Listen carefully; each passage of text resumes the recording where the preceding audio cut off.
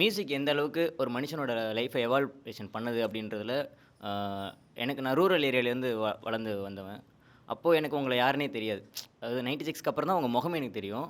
ஆனால் அதுக்கு முன்னாடி வந்து நான் வாகை சுடுவா அந்த மாதிரி சாங்ஸ்லாம் கேட்கும்போது எனக்கு முகம்லாம் யாருன்னு தெரியாது, யார் எழுதுனா தெரியாது. விமல் தான் அந்த பாட்டு பாடுறாரு, அந்த மாதிரி தான் அந்த ரூரல் ஏரியாவில் மோஸ்ட்லி. இப்போ துலாமணம் துளுனா விஜய் தான் பாட்டு பாடுறாரு, விஜய் தான் எழுதினாரு அப்படின்ற ஒரு மைண்ட் செட்டில் வளர்ந்து ஃபஸ்ட்டு ரைட்டர்ஸுக்கு ஏன் நம்ம வந்து அந்த வேல்யூ கொடுக்கணும் அப்படின்னா ஆ, ஒரு மொழியோட தொன்மை எங்கே தெரியும் அப்படின்னு பார்த்தீங்கன்னா ரைட்டர்ஸால் மட்டும்தான் ஃபஸ்ட்டு விஷயம். இப்போ திருவள்ளுவர் அந்த காலத்தில் வெறும் ரைட்டராக இல்லாமல் ஒரு பாடகர் மாதிரி அவர் மனசு தோணுத பாடிட்டே போயிருந்தாருனா 2000 வருஷம் காண்டி இப்போ ஒன்று என் பஸ்ஸில் முன்னாடி இருக்க மாட்டார், ட்ரெயினுக்கு பின்னாடி. நான் இப்போ போகும்போது பார்ப்பேன் எப்போதுமே நான் முந்தானத்தி பார்க்குறேன். முகம் நோக்கி நிற்க அமையும் அகம் நோக்கி உற்ற துணர்வார் பிரின்னு இருக்கு. அதுதான் உங்களுக்கு நான் சொல்லணும்னு நினச்சிட்டு இருந்தேன். எனக்கு மனசில் என்ன நினைக்கிறேனோ அதை வந்து நீங்கள் எழுதிடுறீங்க. எனக்கான பெயினுக்கு சொல்யூஷன் மேக்கராக நீங்கள் இருக்கீங்க. எனக்கு பதில் நீங்கள் எல்லாமே படிக்கிறீங்க, அகநூறுலேருந்து புறநூறுலேருந்து எது வந்தாலும் எனக்கு பதில் எனக்கு படிக்கிறதுக்கான அதுக்கான இதுவோ நான் அந்தளவுக்கு இதாக இல்லை, நான் தேடலை. ஆனால் எனக்கு பதில் ஒருத்தர் தேடிட்டு இருக்காரு. அப்படி தான் நான் கார்த்திக் நேத்தா அப்படின்ற ஒருத்தரை பார்க்குறேன். நான் வாகை சுடாவில் ஃபஸ்ட்டு வந்தோடனே சொல்லணும்னு நினச்சிட்டு இருந்தேன். எல்லோரும் சொல்லி முடிச்சு இங்கே ஒரு தடவை வர சொல்லிட்டாங்க.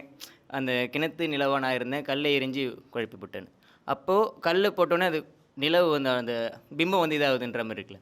ஆனால் நான் நீங்கள் ஜெர்னின்னு ஒரு சாங் எழுதியிருப்பீங்க. பூவிழும் குளத்தின் மேலே உருவாகும் வளையல் போலே நான் எந்த நிகழ்வில் இருப்பேனே கதறாமல் இருக்கும். அதுக்கு முன்னாடி லைனில் பதறாமல் இருக்கும். அப்போது எல்லாமே ஒரு ஆப்ஜெக்ட் விழுது, அதோட கனத்தை பொறுத்து மீனிங்கை வந்து மாற்றுற மாதிரி எனக்கு. ஒரு கல் விழும்போது அதோட வளையம் கொஞ்சம் பெருசாகவே விழும்.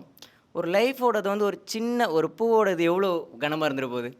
அதை வச்சு நான் இப்படி வாழ்ந்துட்டு போகிறேன், ஒன்றும் சத்தம் போட போகிறதில்ல, எதுவும் பண்ண போகிறதில்ல, நான் அவ்வளோதான்டா அப்படின்ட்டு ஒரு விஷயத்த சொல்கிறது இருக்குல்ல. அப்போ இப்படிலாம் நம்ம உடஞ்சி விழுறப்போ எனக்கு நான் உங்களை ஏன் ஃபஸ்ட்டு பார்க்கணும்னு நினச்சேன்னா, நான் டெய்லியும் வேலைக்கு போயிட்டு வரப்போ ஒரு செலக்டிவாக ஒரு 10 சாங் வச்சு கேட்டுட்டு போயிட்டு வந்துட்டுருக்கேன்.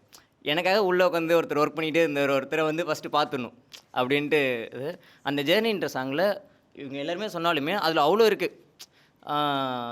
யார் உடைத்தாலும் சிரிக்கின்ற பொம்மை போலே நான் எந்த இயல்பில் இருப்பேனே அப்படின்ற ஒரு விஷயம். போரானே போரானே சாங்கில் வந்து அந்த லவ் எடுத்துக்கிறேன். அது பொந்துக்குள் நுழையும் புகையை போல்.